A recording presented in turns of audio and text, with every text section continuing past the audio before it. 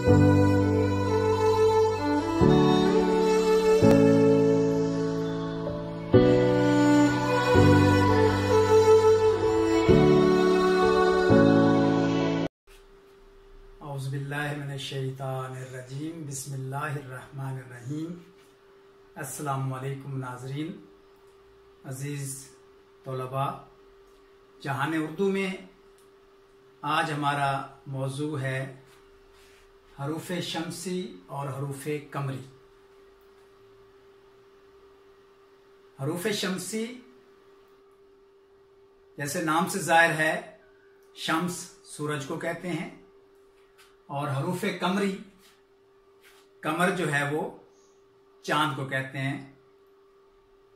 तो पहली बात जो आपको बताना चाहता हूं, तवज्जो से सुनिएगा और तलबा और तलबात से गुजारिश है कि जहां मुनासिब समझें वहां पर आप अहम जो चीजें हैं वो आपके पास नोटबुक होनी चाहिए, वहां पर नोट कर लें और आप इसे दोबारा से देख भी सकते हैं।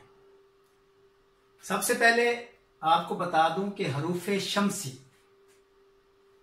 तो ये ज़हन में रखें कि हरूफ शम्सी ऐसे हरूफ जिनसे शुरू होने वाले अल्फाज के शुरू में अलिफ लाम लगाया जाए तो लाम की आवाज नहीं निकाली जाती, यानी लाम उसमें खामोश होता है, यानी लाम नहीं पढ़ा जाता।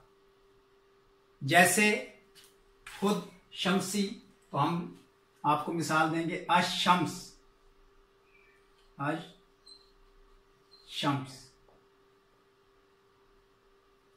अशम्स। अब आप देख रहे हैं कि यहां पर लाम जो है वो नहीं बोला गया, खामोश है, तो अशम्स।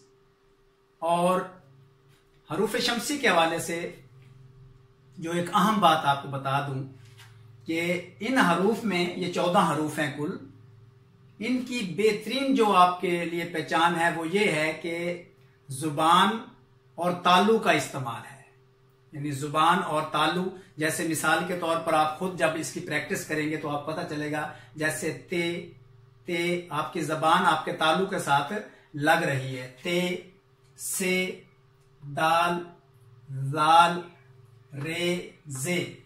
तो ये हकीकत में क्योंकि अरबी के हरूफ हैं, तो आप जब अरबी में भी अदायगी करेंगे तो आपकी जबान जो है वो तालु के साथ लगेगी। जैसे मकसद है कि रा, जा, तो ये वही पोजीशन है। सीन, शीन, साद, जाद, तोए, जोए, लाम, नून। और एक जो बेहतरीन जो बात है वो जरा आप तवज्जो से सुने और समझें कि हरूफ शम्सी को आखिर हरूफ शम्सी ही क्यों कहते हैं, कोई और नाम भी तो हो सकता था। तो आप देखें कि अशम्स, शम्स कहते हैं आप अरबी में सूरज को।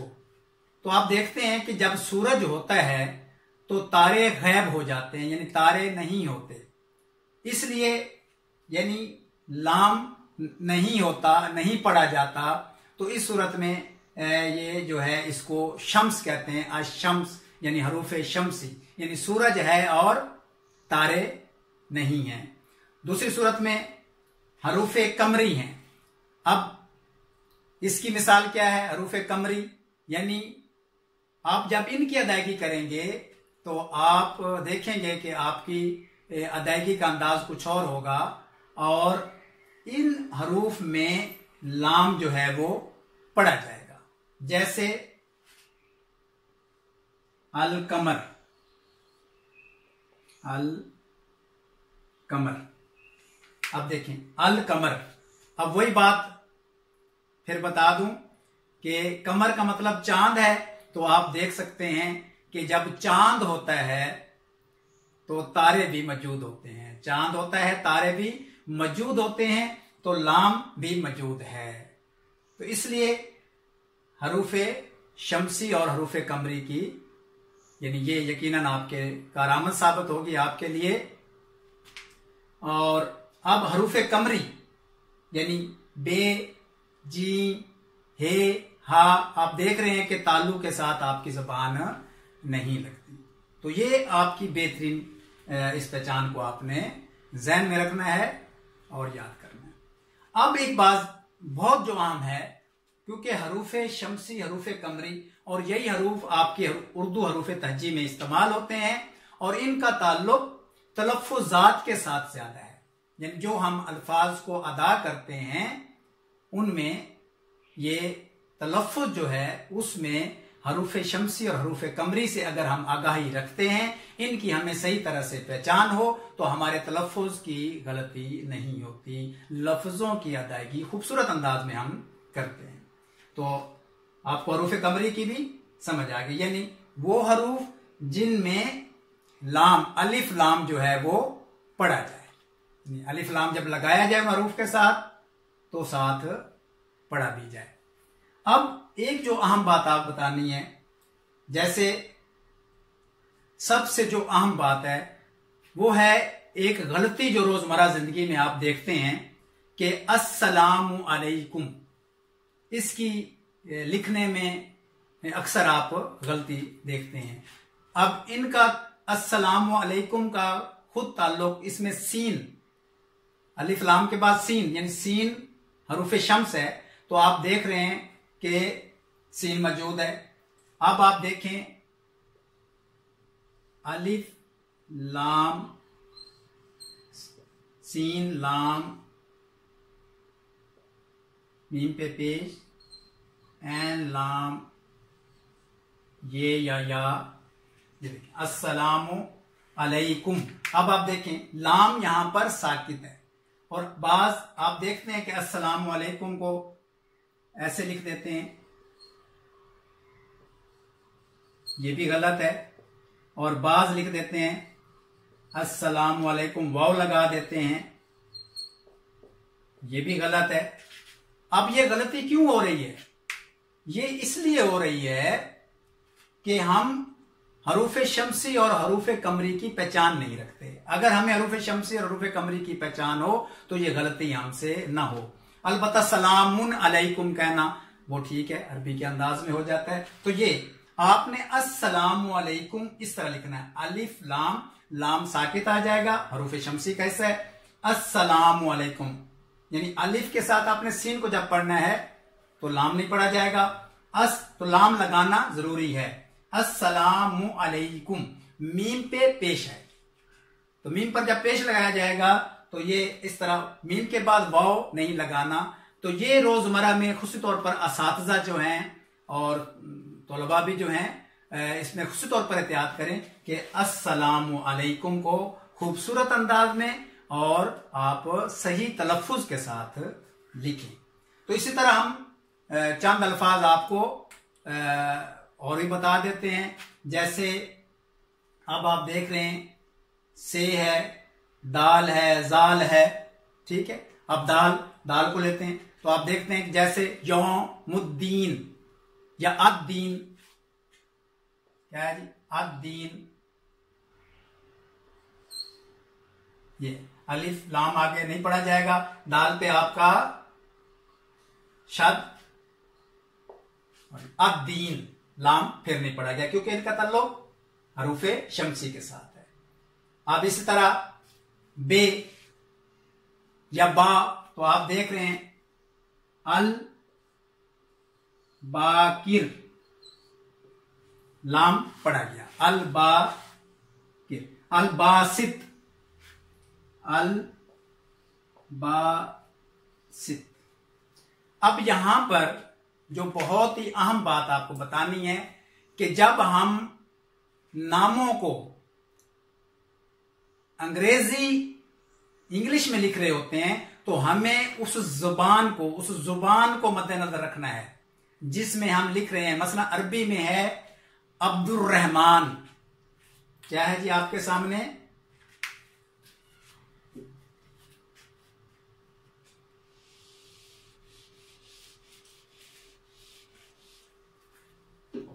अब्दुर्रहमान।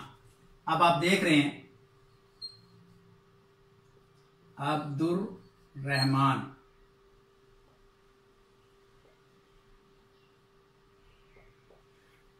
तो बच्चों यहां पे देखें मोअज़्ज़िज़ नाज़रीन के अब्दुर लाम नहीं पढ़ा जा रहा, अब्दुर रहमान, क्योंकि इसका ताल्लुक हरूफे शम्सी के साथ है। तो अब आप जब इंग्लिश में, अंग्रेजी में इस नाम के स्पेलिंग लिखेंगे, इसको स्पेल करेंगे, तो आप ये लिखेंगे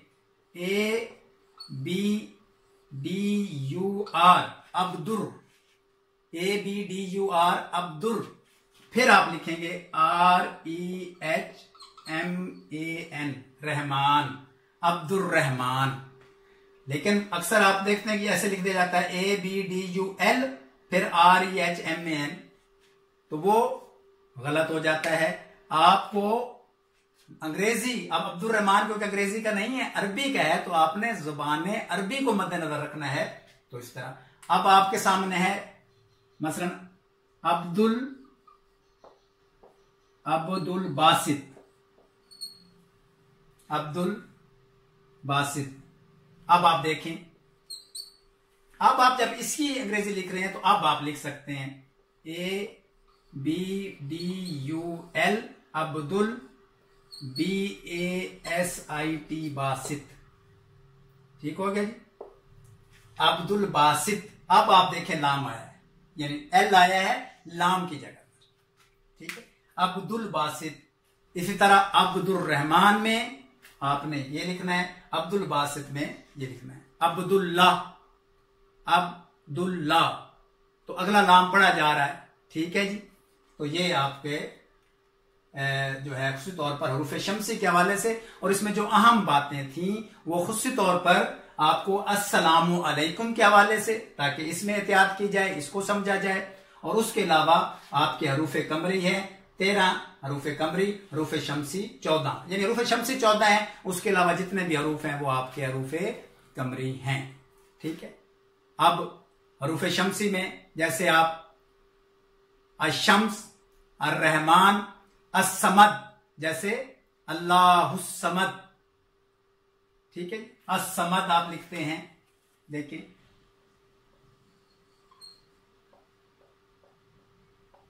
अस्समद, लाम आपका नहीं पढ़ा जा रहा। और इसी तरह आप जब हरूफ कमरी का लिखते हैं, जैसे अल जाफर, अल जाफर। ठीक है जी, अल मोमिन, अल मोमिन, ये हरूफ कमरी है। अल हमदु लिल्लाहि रब्बिल आलमीन। अब रब्बिल आलमीन, रब्बिल, वहां देख लें कि आपका आगे क्या है जी, रब्बिल आलमीन। तो इसी तरह अल हमदु, तो अल हम, अलिफ लाम क्या जी पढ़ा जा रहा है, क्योंकि आप देखें अल हम, ये खड़ा है, तो आप देख रहे हैं अल हम दू, तो लाम भी पढ़ा जा रहा है। ठीक, अल हम दू रब्बिल आलमीन। फिर आप एन देखें, रब्बिल आलमीन, तो एन और लाम वहां भी पढ़ा जा रहा है।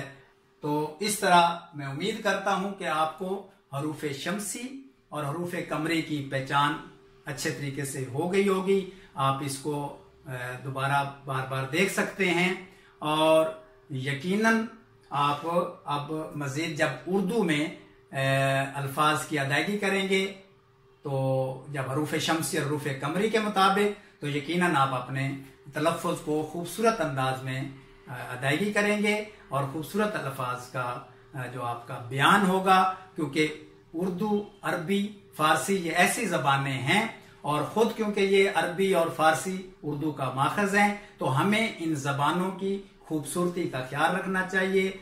अल्लाह ताला आप सब का हामी और नासिर हो। अल्लाह ताला हर बेटी के नसीब अच्छे करे। अल्लाह ताला आपको अपने हिफ्ज़ो अमान में रखे। खुदा हाफिज़ो नाज़िर। वस्सलामु अलैकुम वरहमतुल्लाहि वबरकातुहू।